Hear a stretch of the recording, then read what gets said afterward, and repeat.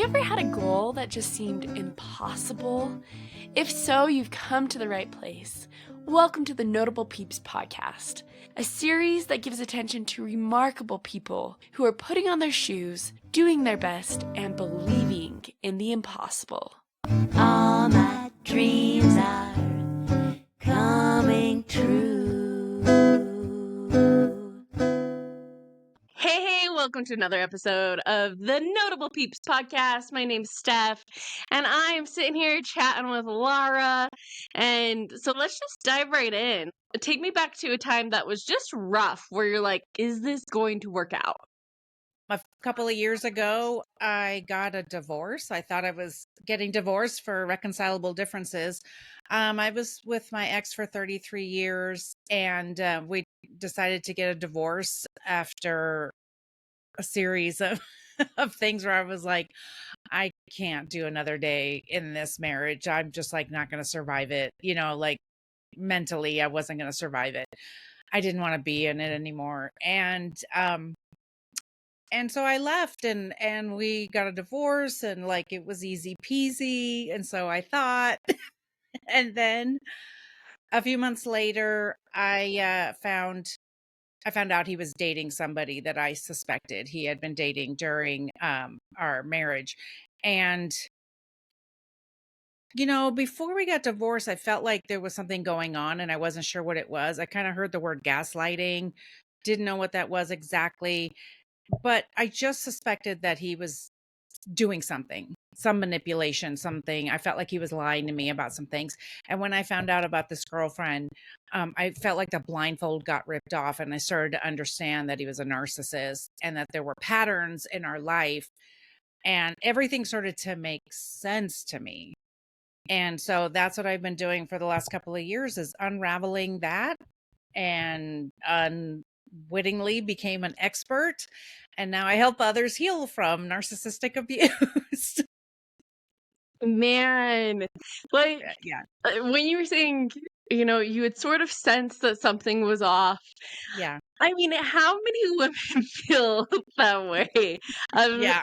Like, I don't know. I think that sometimes it's like we want to give people the benefit of Yeah. the doubt, but often, like, our gut is right, Yes. you know? Yes, it is. But, you know, we have these patterns, right? We've been societalized as women to like want the fairy tale and that at this point in my life, I was like not ruffling any feathers. I grew up, I'm the firstborn. I was the scapegoat. I was like, there's just societal patterns. There's familial patterns that we have become who we are because of our environment.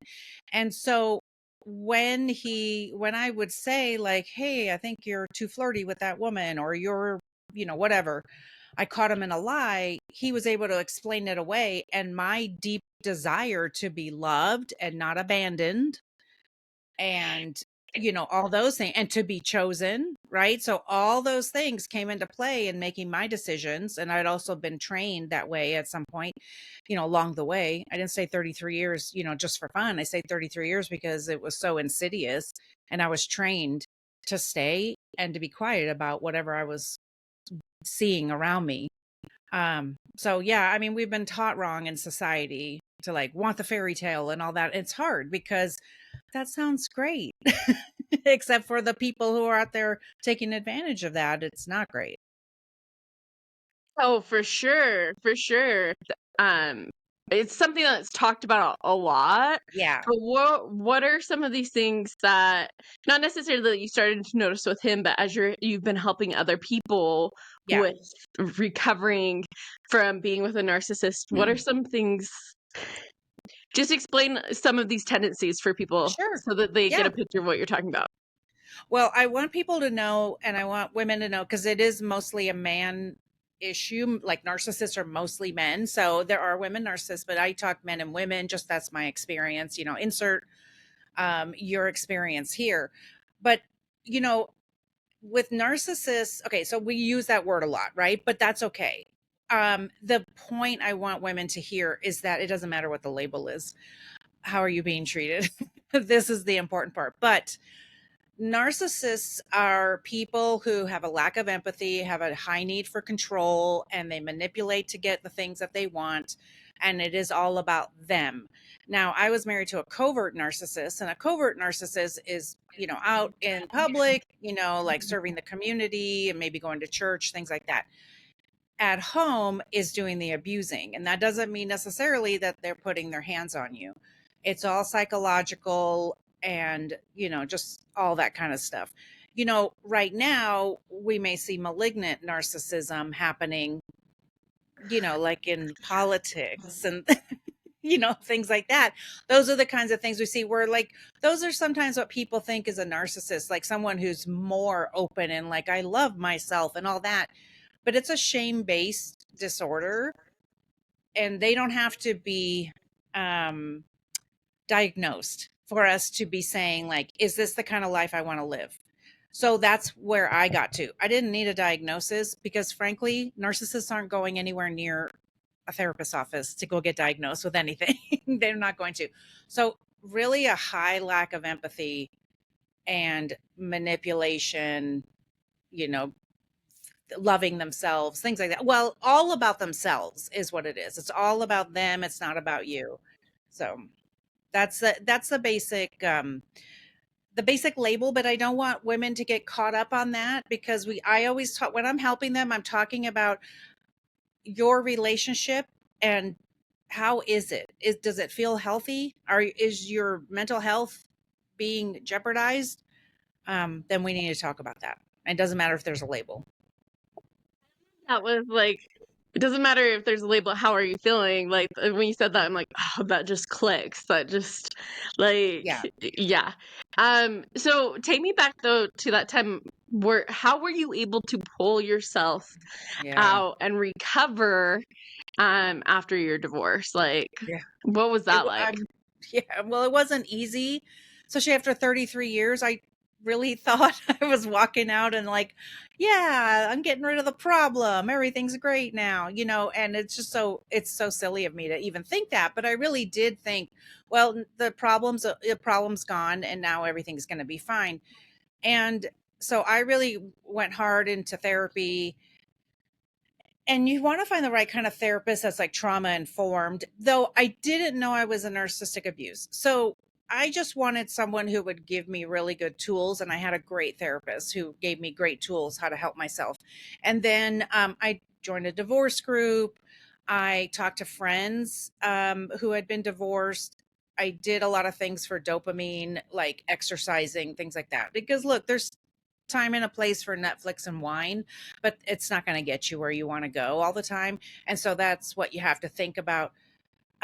Because we can do those relaxing things, but they aren't always good for our mental health, especially if we've had high anxiety, which you will find your nervous system is so dysregulated that you're trying to get back into regulation after. So you're going to sleep a lot. And the other thing I did was I journaled a ton. I journaled a lot. In fact, I journaled, and that's what's in my book. I wrote a book and I journaled. It's part of my journals. And then I talk about what was going on with me mentally and clinically and stuff like that. So journaling is a great way to get it out of your head so you don't harp on it or keep like ruminating, because that is a very common thing after abuse is you want to ruminate, and because your brain wants to like fill in the story and wants to put the story pieces together. So we ruminate. So you have to get it out of your head. There's several things that I want to come back to here. Yeah. So like, how did you, I mean, the support group, that sounds great, but how did you like be like, okay, we aren't going to sit in this too long? Yeah. Well, okay. So I really listened to my body. So I used to drink wine when I was married to numb the pain and like escape. And so then when I got divorced, I would like, oh, it's the end of the day. I'm going to have a glass of wine with my dinner. I noticed that my anxiety would go up. And so what I was doing as I was healing was learning to listen to my body and say like, this isn't feeling good. So my therapist, which was a great help, she would say like, say yes to some things, like good things. Okay. Like don't just say yes to random things, but say yes to some good things so that you can see what you like and what you don't like. And then be listening to your body and how you're reacting to it.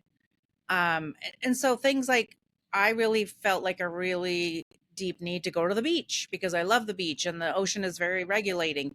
And so I was like, I'm going to the beach for the day, and I did. I drove down for the day because we can do that. We're so close, and so listening to my body and deciding my anxiety was too high when I was drinking. And it's like, why was I doing it? So I really had to talk to myself about it. That didn't come up with that overnight, but now I don't drink at all. And only because I noticed my anxiety levels are much lower. And that was a goal. That's a goal of mine. You've already been in survival mode when you're in abuse. So listen to your body and see what feels good and what doesn't feel good. It's not like I never drink, but listening to my body and trying to figure out what works and what doesn't work is just trial and error. But I had to pay attention to what was happening. Well, and I think that this is something that can be applied to everyone in whatever situation, but Yeah. that curiosity piece, that's Yes. great advice from the therapist of being like, okay, see what makes you feel good, go test things out. Yeah. And to, like, I'm sure when you started that, were you thinking that you wouldn't really drink as much? I just didn't even, no, I didn't. I just didn't know what I would do. I sort of felt like I was just going to go on with my life the same way. But then as whatever I was doing, like the drinking, and I would go out with friends and I'd have a glass of wine and I'd be like, I just don't feel good anymore when I'm doing this because I would wake up with such anxiety. When you drink, your anxiety is affected. And so I was waking up with high anxiety and I'm like, I'm never going to get better if I'm doing all these other things to get better. But I am, I'm really messing it up by doing this one thing. Then I just have to stop. It would apply to anything. If I was overspending, if I was eating too much, if I was doing drugs that didn't really help me. So I just had to think about it. And that's what people should do, is really stop and look at your life and really think about what's in your body. What are you feeling? Because we're going to learn who we are at this point, no matter what our situation is. We're going to leave, if we're leaving a situation, okay, a toxic situation, it could even be a friendship. You have to think about, what do I want now? What do I want for the future? What did I learn from this? And so that's just what I'm doing right now. It's been the biggest change for me. And I know that's not for everybody, but that's been the biggest change for me. And I don't miss it at all. Well, and I think that this is the thing of everyone, if you're just curious and paying attention to how you feel with different things, you're going to find the stuff for you that, like, as you were talking about, you will wake up with anxiety. Like I feel like we all have things that, that you do, that you just wake up and you're like, you don't feel well rested. Like, I've become a morning person. And so if I stay up late scrolling and I don't wake up early, like, I'm off, Right. And so, like, now I know that about myself, but but it's interesting. Like, I want to really try this. And was this a part of your journaling and doing this as well? Yeah, I've been journaling since I was probably 10 years old with a diary, you know what I mean? And so it's just always been a thing. It's been a place where I could pray, or I could write my thoughts down. I could dream about the future, things like that. And it really just helped me to, as I was going through this whole process of healing, like, this is what I did today, and this was what worked, and this is what didn't work, kind of thing. So that's just all part of it. I'm not even sure if I mentioned it in my book or not, but the journaling for sure. Yeah, it's all I have about 20 journal entries, and then you get to read about what I was going through, what I was feeling, what the narcissist is doing, stuff like that. It was really, I really wanted to share that because it was important. Then you can see that I went 5 steps forward, and then sometimes I had to go a couple steps back because, healing is not linear. It's you go forward, but it's a big squiggly line. And that's what it's in my journals, in my book, is like, there were some days where I'm like, I'm so good, I didn't cry today. And then the next day I'm like, F them, F this. Yeah. Well, and especially 33 years with Yeah. someone, that's a lot of life together and a Yes. lot of like your family together, your friends, like Yes. Yes. it's a huge part of your life. It is. And then you're going to see who the real people are that stick around.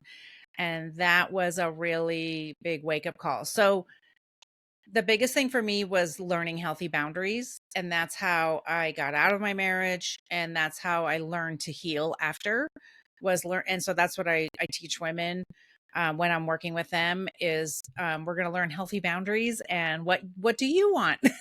What do you want in this world? And what are the choices you're going to make when the people around you are stepping all over you?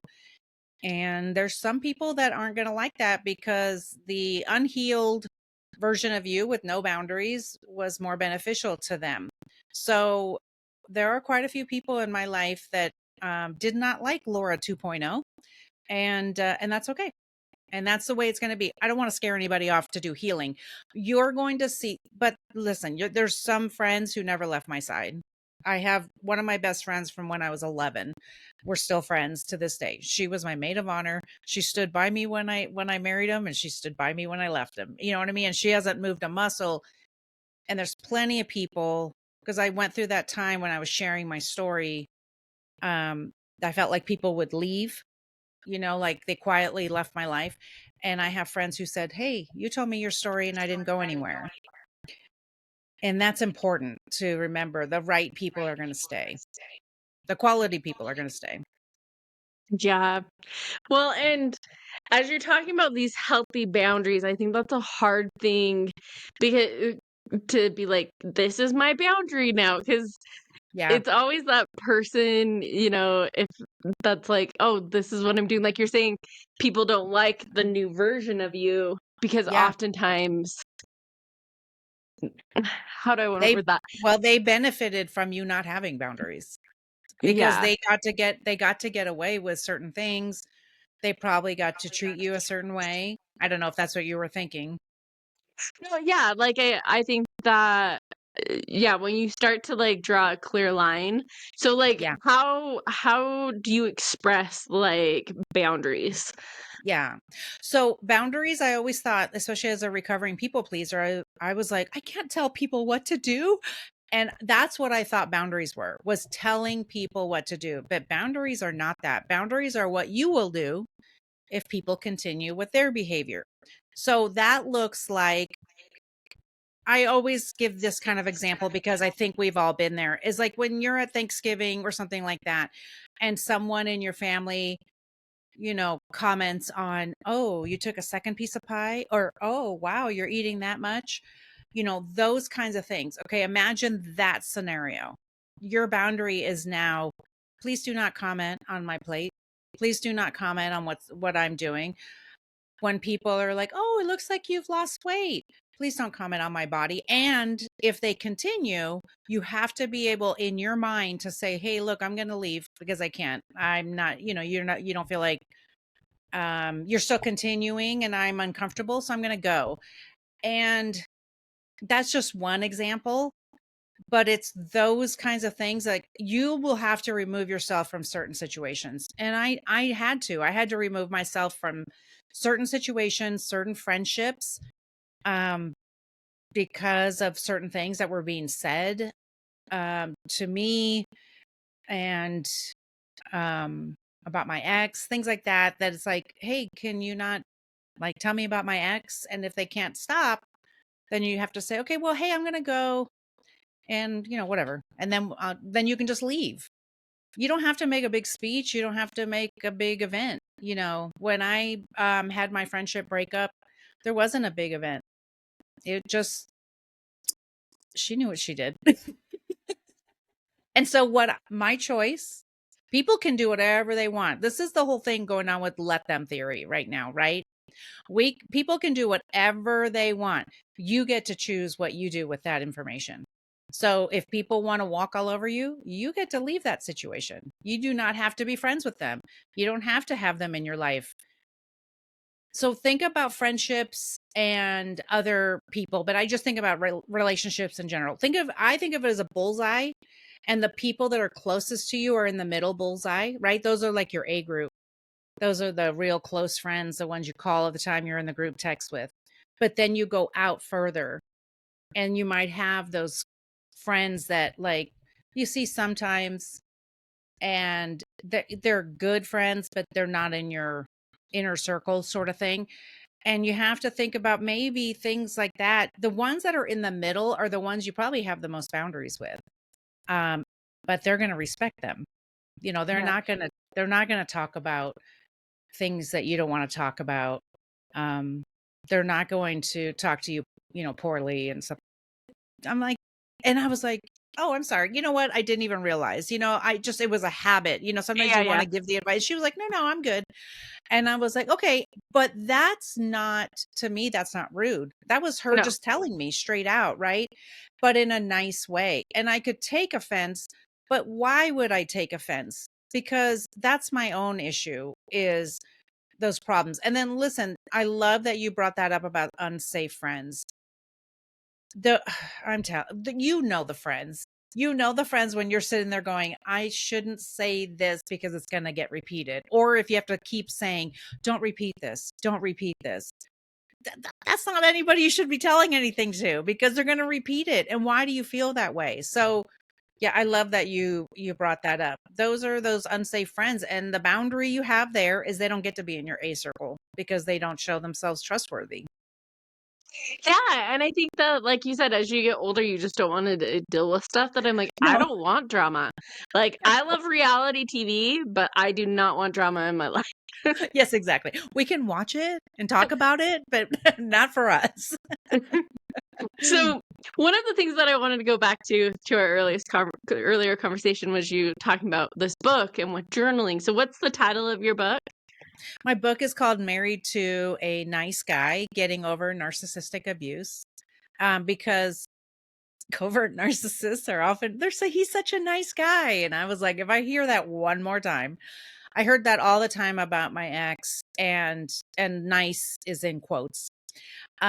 Because he was out there serving the community, serving the homeless, being the, great guy at church, and then coming home being a jerk and ruining my mental health for 33 years. So that's why I named it that, and then Getting Over Narcissistic Abuse. So, and so it's my own stories. And then I give you a glossary of information and what's going on, how do you heal from it, things like that. That's what I talk about in the book. Okay, so I know you said you've been like journaling since your diary at 10, but would you consider yourself a writer, or was this a stretch for you? I would not consider myself a writer at all. But I think that was also a family thing, like my dad's a writer, and I don't know that I was encouraged to be a writer. I don't think I'm a writer at all. It's not something like I crave to do. Like even when I have to go do a social media post, I'm like, I don't know what to say, so it wasn't that it was, okay, this is the thing. I had a desire to tell my story in a different format. Like I've already done it on my podcast. I do it on social media, but then to write a book, it's so fun to get get it down on pages. And so I just had a publisher who helped me. She's also in the same kind of narcissistic abuse spaces, and she helped me put it together. And I gave her the idea that I wanted to do the journaling and then kind of talk about it. And she helped me put it together, and voila. That's so cool.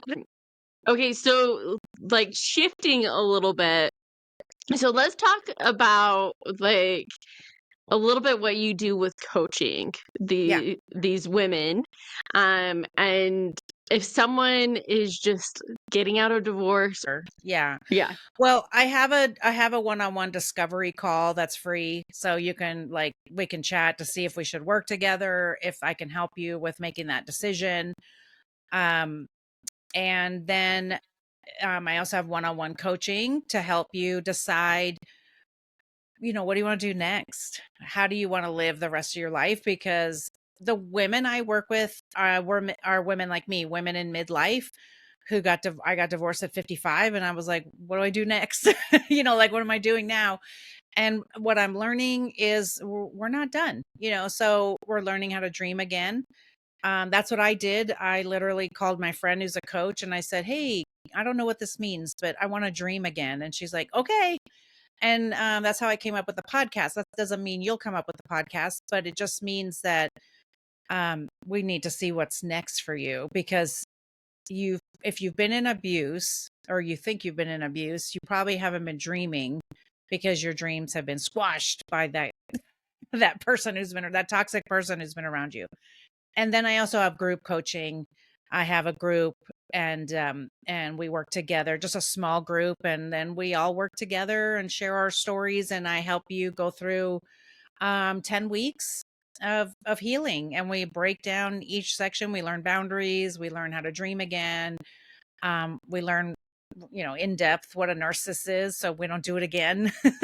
So yeah, those are all the ways. And then of course my podcast and my books and stuff like that. So that if you don't want to work directly with me, there's other ways to work with me.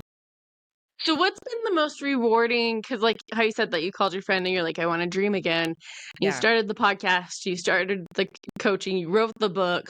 Yeah. What's been the most rewarding thing about coaching these women? Just to see that they have hope for the future. And that's the thing, is that we come out of this thinking that there's no hope and that we're so devastated and it's so hard. And then I see okay, this was what happened to me, is that I felt really alone when I got divorced. And that's why I started talking about it. I was really petty on social media. That's how I started.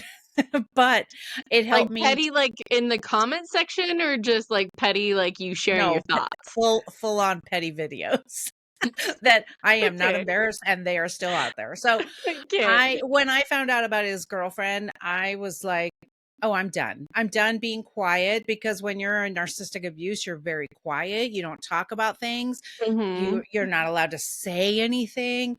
And I was like, oh, he took our marriage vows and was like, throw them in the trash.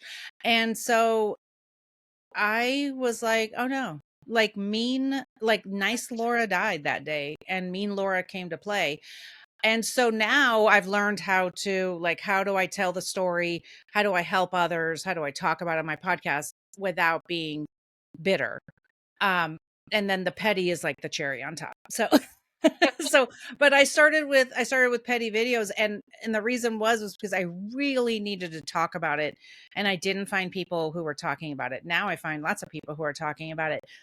And so what I do is I help women not feel alone, because you really do feel alone, especially when you've been in narcissistic abuse. You're isolated, any kind of really abuse that way, domestic violence.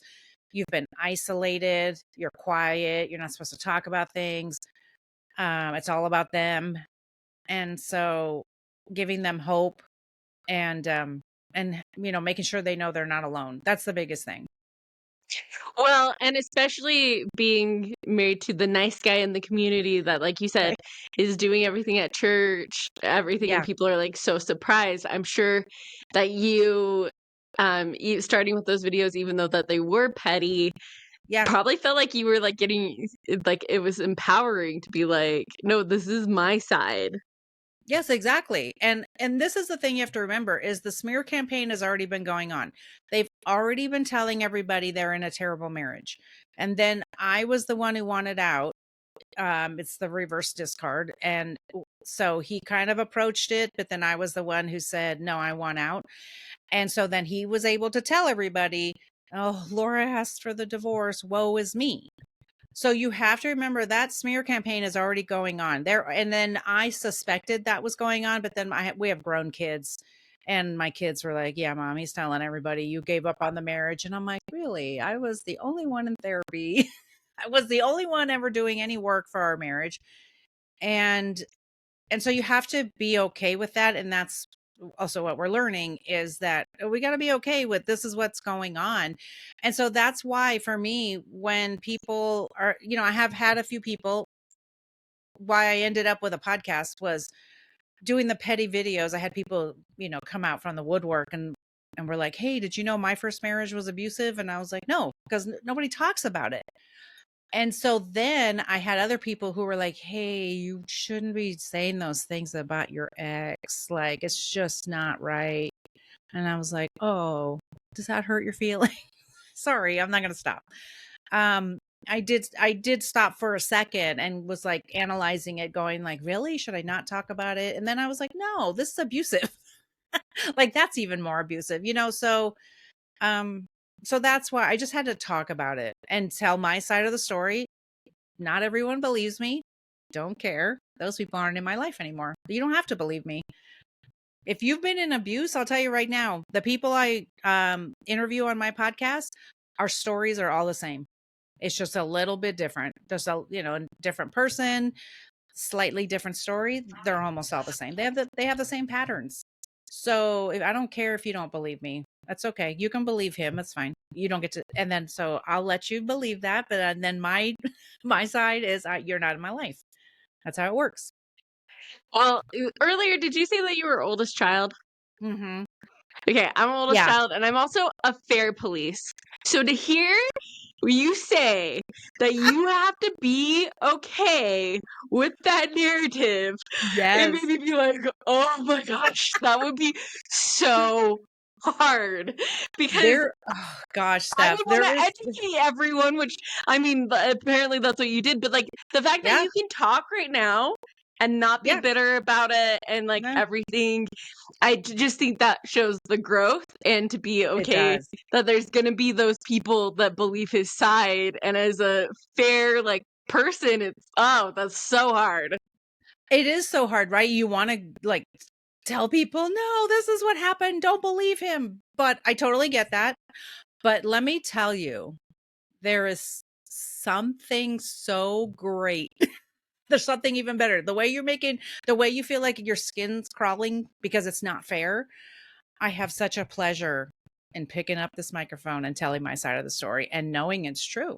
And I'm not making anything up. Look, I don't even have to exaggerate it. Like, well, the stuff I'm uncovering is amazing. That is powerful. That is powerful for any breakup of a relationship. Yeah. That, like, you have to be okay with whatever they're saying. Because that's the only way you can find peace. Well, especially if you know it's true, you know your side, you don't have to worry about it. And so, look, even my kids, I had a couple of times where their dad was telling them something, and I told because our kids are grown. So I said to them, hey, whatever he says, if you want to ask me if it's true or my side of the story, we can talk about it. So they asked me all the questions. And it's like, I gave my side. They could do whatever they wanted with that. But listen, they saw their dad behaving the way that a narcissist does. Like, he was in a new relationship immediately. Like, there wasn't even a breath. Like, sign the papers, bye, okay? In Nevada, it's easy peasy to get a divorce. And so they saw his behavior. Then they saw my behavior, as far as I was in therapy. I was doing the work for our marriage. I was trying to save our marriage. I was doing all the things. It's just I'm okay. Like, I'm okay. I was not out of integrity with myself. I'm okay with what I did. And I don't care. And that's why the petty videos I made are still sitting out there. And every once in a while I repost them because they're good. So I can edit this out, but I'm just curious. Have you been able to be at a point where you could be, if your kids have grandkids or like have events, that you guys can be in the same room? I wouldn't be okay at this point yet. It's 2.5 years out, and I'm still probably wouldn't be okay. Oh, this has only been 2.5 years. You've accomplished a lot in 2.5 years. Thank you. And he's already remarried. Okay, that makes sense where you're like, yes, no, does. I would not be okay. Like, I was sort of thinking how you were saying it, that it had been like several years or almost a decade, but that's still very, very fresh. It's so fresh. And my kids, like, they're not in serious relationships where they're going to get married anytime soon. So it's fine. I don't have to deal with it. And I don't know. Maybe there might be some things. I love my kids. They're so gentle with me. They've really given me grace on stuff. And so if there was something where their dad was invited as well, they would probably tell me and then say, like, you don't have to come if you don't want, sort of thing. I think I'd be okay with their dad there. I wouldn't be okay with both of them there. Yeah. So that would be harder. I don't know how I would react. Let me tell you, there's a rage that I've never felt in my life until I found out about them, and I understood how women snap. And so I want people to understand that it's normal, but we don't go to jail for them. So Yeah. that's why we got to do the work. Like, go to a rage room, but do not go to jail. I mean, Carrie Underwood sang about, beating his car with a baseball bat, and that's the thing, is that is the way you feel so violated and lied to. And But 2.5 years, like your yeah, glow up, your 2.0. thank Holy you. cow. I'm just like baffled that you have accomplished this much. That's amazing. Well, so that's to show you how much you are held down when you're with somebody who's abusing you. Because I had these dreams already inside of me to help women. Like, I had a table at church with a women's group. I had an event business where I created events for women, stuff like that. But I wasn't really encouraged to do those things. And anytime I would be dreaming about, like, oh, I want to be on a stage and talking to women and encouraging them about their worth and their value. And he'd be like, no, that's embarrassing. You shouldn't do that. And so I would never do it. Like, it wasn't that one time that he would say that. They say that all the time, constantly, but everything you're doing is embarrassing. And everything you're considering. Oh, he used to hate me being on social media. Like, I would just, whatever, I'd post on social media, I'd make videos or whatever. He would be so embarrassed, and he'd tell me how embarrassing I was. And so now I just love that I'm on social media, and I see his friends on TikTok. They're watching me. I'm like, hi, let me make you a new video. I love it. Idiot. God. Well, in seriously though, like it's cool to. I also think that this is a reminder that it doesn't matter the length of a relationship. Like, when Yeah. you are cheated on, Yeah. it hurts regardless, like. Yes, regardless. And that this is the thing, is some people figured it out way sooner than I did. But it doesn't matter when you've devoted your life to someone, right? You say, we are going to be monogamous, and this is going to be our life. And then you find out that they've been unfaithful, or even if it was an emotional affair, or you just find out lies. That's just terrible. That's just like, if you're breaking that trust. And that, to me, like, it spun me out of control. Like, I felt like my head was spinning when I found out about all the lies. Like, I've unraveled so many lies, and it really broke my heart, because I'm like, oh, I thought we were having a certain relationship. But I felt really stupid and ashamed that I didn't see it. But that's very common, I found out. And that's why I talk about it. I talk about what's common. I talk about what's normal, what's typical, what you might expect. So the rage, I have had more people. I did a video on it, and I've had so many people tell me they felt the same way. I did have a couple people say they did go to jail. It's like, don't go to jail for these people. It's not worth it.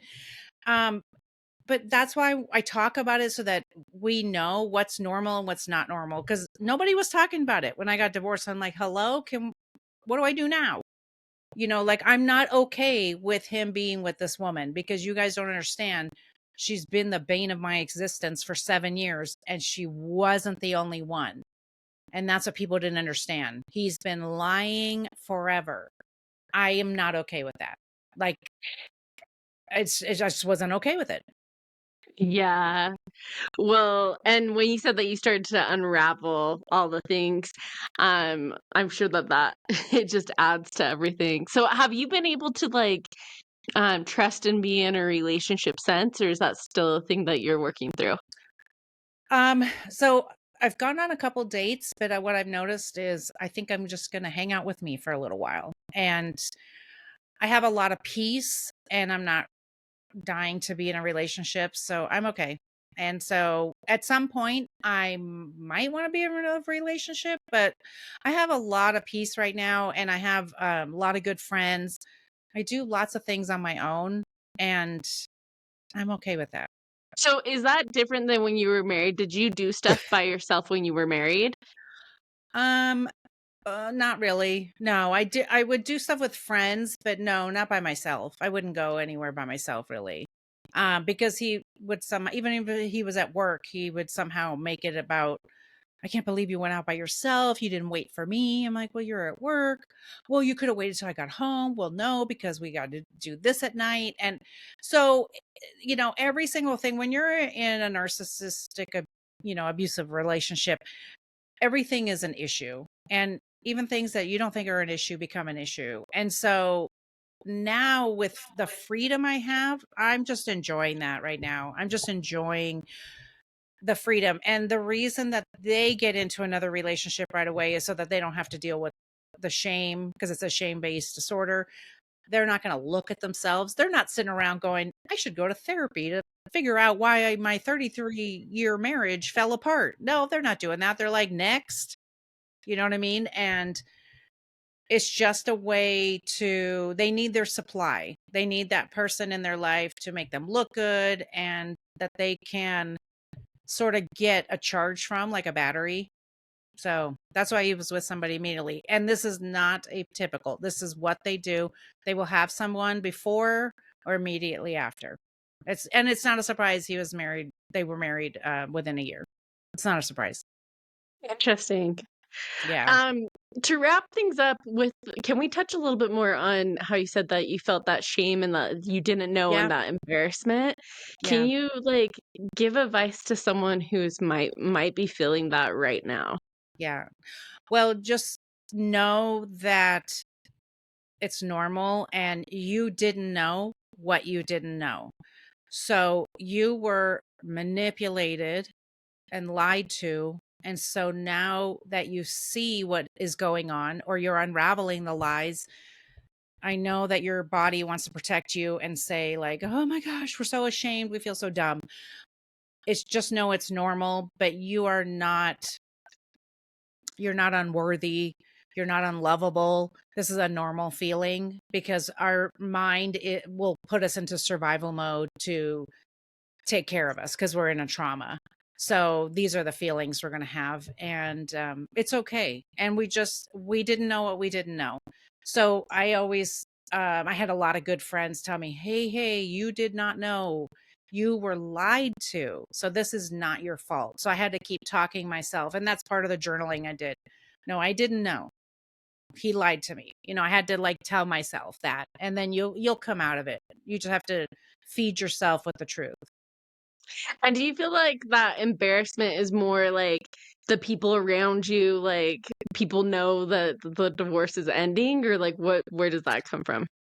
I think I was embarrassed of when I started seeing that he was with the girlfriend right away. I started unraveling lies. And as I was realizing them, I'm like, oh, I'm so embarrassed. Like, how did I not see he was lying to me? How did I not know that he would end up with her? Things like that. Things that I felt so that were obvious and that people, well, may have been obvious. And so then when he was with somebody right away, I was so embarrassed. I'm like, I didn't do anything to stop that. It's not our job to stop it, just so you know. But as a firstborn child and as a woman, we are, we got to fix our marriage. We got to save our man. That's what we're taught, and we're taught wrong. And so it's not our job to, save our marriage. It's not our job to stop them from having an affair, things like that. That's not our job. We do the best we can. And it's their responsibility. They're adults. It's their responsibility. He chose what he wanted to choose. So I tell us where people can listen to your podcast. sure. It's called That's Where I'm At Podcast. Everywhere you listen to podcasts, and I'm all over all the socials. Come look at all my videos. I'm always making videos every day.